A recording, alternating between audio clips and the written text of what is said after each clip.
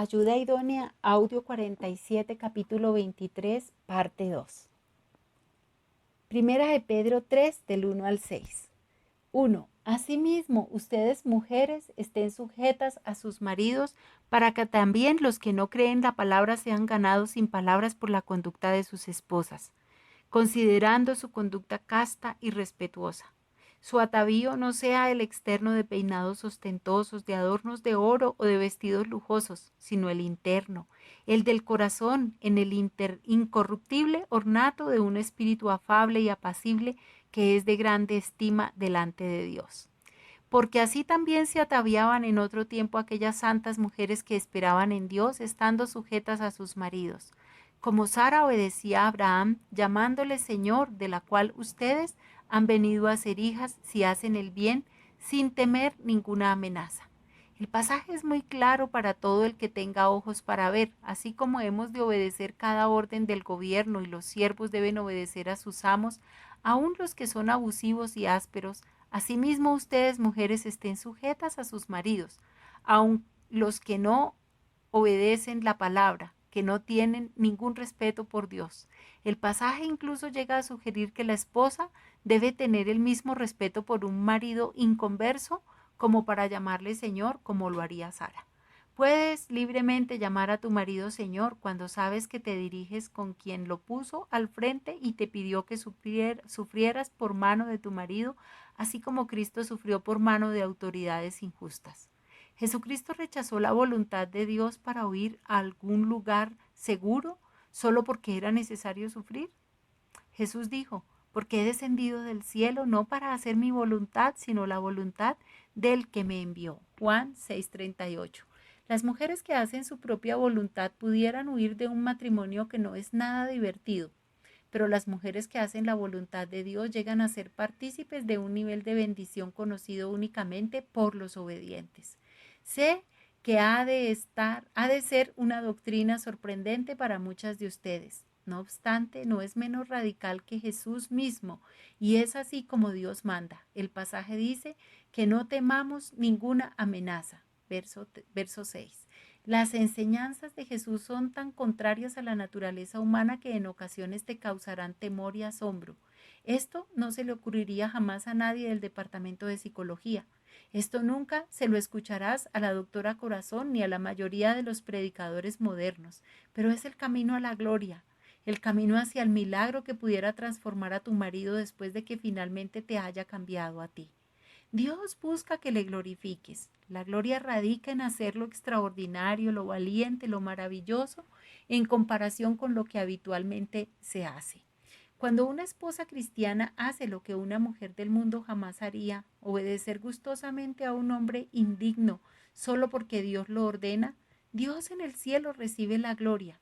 Los hijos deben obedecer a sus padres como para el Señor, y las esposas han de obedecer a sus maridos como si estuvieran obedeciendo a Dios. Lee lo que sigue en el pasaje y asómbrate ante tu llamamiento. No te espantes. Primera de Pedro 3, del 9 al 17, verso 9. No devolviendo mal por mal, ni maldición por maldición, sino por el contrario, bendiciendo, sabiendo que fueron llamadas para que heredasen bendición.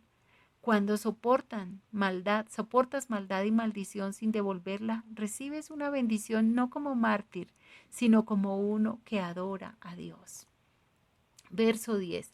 Porque el que quiere amar la vida y ver días buenos, refrene su lengua de mal y sus labios no hablen engaño. Apártese del mal y haga el bien, busque la paz y sígala, porque los ojos del Señor están sobre los justos y sus oídos atentos a sus oraciones. Pero el rostro del Señor está contra aquellos que hacen mal.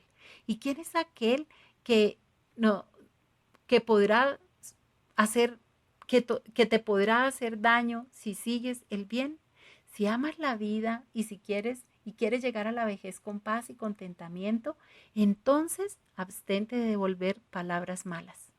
Porque los ojos del Señor observan todo lo que ocurre. Sus oídos están abiertos a tus oraciones cuando le obedeces a Él y a tu marido. Luego viene la promesa: si estás siguiendo a Dios, no te vendrá ningún daño por hacer lo que es bueno. Más bien, en el verso 14, si alguna cosa padecen por causa de la justicia, bienaventurados son.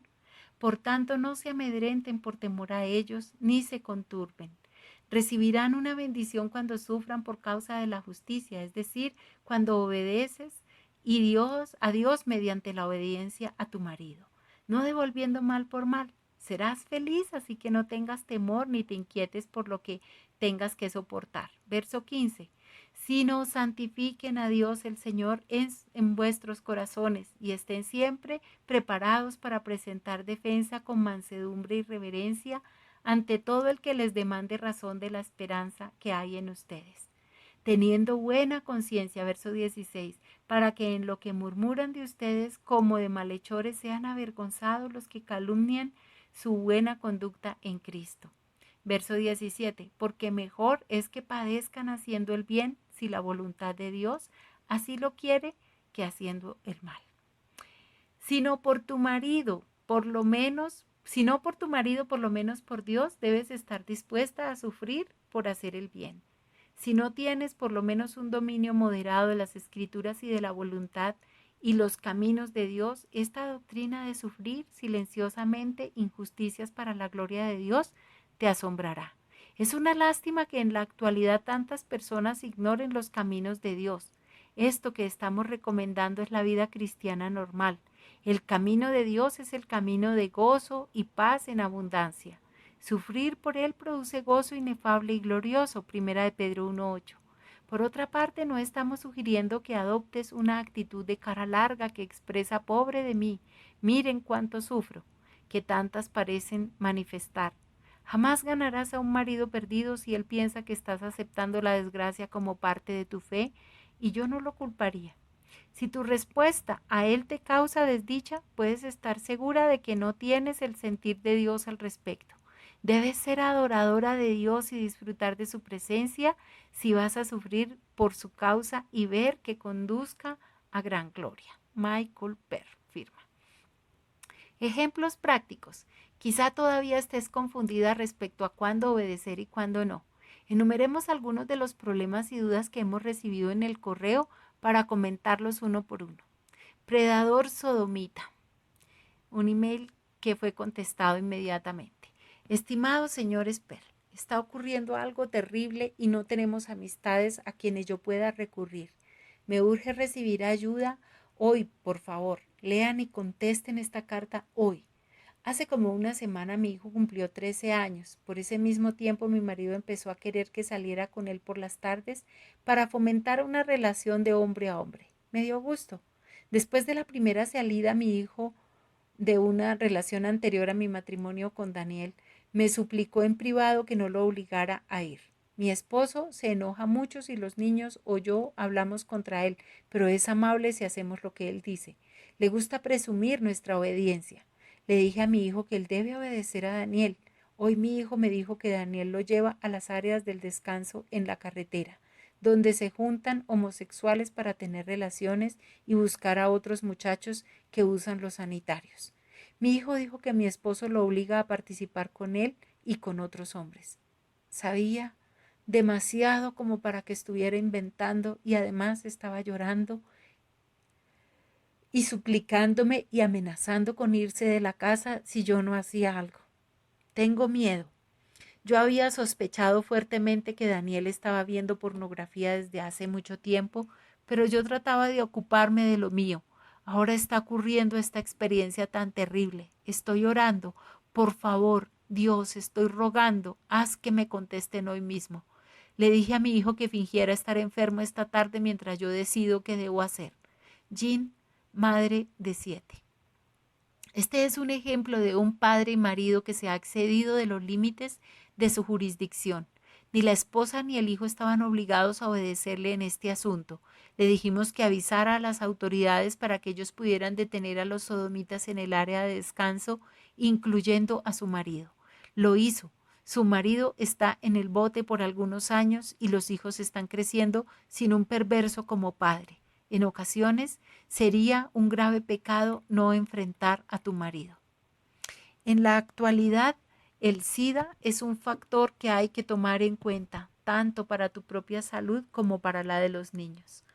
Travestismo. Estimado señor Sper, mi marido ha empezado a ponerse camisones de mujer por la noche y quiere que yo haga de cuenta que él es mujer cuando practicamos el sexo. Él me recuerda que lo que suceda en nuestra recámara está bien porque el hecho es sin mancilla. Él es maestro en la iglesia y es muy respetado. Sé que es cabeza del hogar, así que lo he complacido un par de veces, pero me da asco. ¿Qué es lo correcto en este caso? Firma Ana. Dios no delegó al hombre la autoridad para inducir a su esposa a participar en lesbianismo mental. Si ella le obedeciera, estaría cometiendo sodomía en su corazón, una violación clara a la ley moral de Dios. El marido o lo que haya sido se está adjudicando una esfera de autoridad que le pertenece exclusivamente a Dios. Lea Deuteronomio 22:5. Le indicamos a la esposa que se negara a participar en su perversión y que expresara su repugnancia por su transvestismo. Si ella tratara su pecado con una preferencia, ella normalizaría la conducta de él. Ella tiene que dar a conocer que es un hombre inconverso, que va rumbo al infierno y que ella no va a deshonrar a su Señor. Robo. Estimada señora Per, me he esforzado mucho por obedecer a Dios y a mi marido, pero tengo temor de terminar en la cárcel si le sigo ayudando. Él me obliga a ponerme de guardia en las paradas de camiones de carga mientras él se mete a los tractores a robar. ¿Cómo puedo honrarlo y al mismo tiempo negarme a participar en lo que él espera de mí? Firma Betty. Le dijimos que lo reportara, que reportara los delitos a la ley y que les ayudara a sorprenderlo en el acto de robar. Ella lo hizo y él está en la cárcel. Ella va a visitarlo y trae antojitos y habla acerca del día en que pueda regresar con la familia. Él sabe que hizo mal, no necesitaba un diccionario para que lo definiera. Si tu marido te ordena que violes las leyes de Dios y de los hombres y sabes que tú irás a la cárcel u otros sufrirán consecuencias, puedes negarte respetuosamente a obedecer porque Dios no le ha concedido al marido poder ilimitado. Falsas declaraciones de impuestos.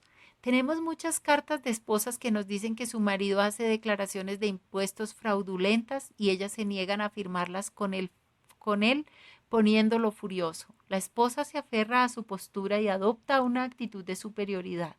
Cuando la interrogamos y obtenemos los detalles, en la mayoría de los casos la esposa está molesta porque su marido dejó de reportar un poco de efectivo que percibió por cortar el pasto o arreglar varios autos para vecinos o amigos. Jamás hemos recibido una carta de una mujer cuyo marido esté cometiendo fraude importante. Han sido cosas pequeñas que a ella se le atoran en el buche. Ella pone atención meticulosa a cada detalle y le recuerda las pocas cosas que él cómodamente olvidó mencionar al declarar su ingreso anual. Esto representa una gran presión para el matrimonio. El marido percibe que se trata de algo más que las convicciones religiosas de ella. Él siente que está usando esta oportunidad para rechazarlo a él y para tomar las riendas en sus propias manos, y eso le molesta a él mucho más que cualquier pérdida de recursos. En la mayoría de los casos se trata de un hombre que jamás robaría. Cuando él lee la Biblia, el pasaje sobre impuestos que le llama la atención es la afirmación de Jesús cuando el cobrador vino a buscarle a él y a sus discípulos. Jesús dijo respecto a los impuestos: luego los hijos están exentos.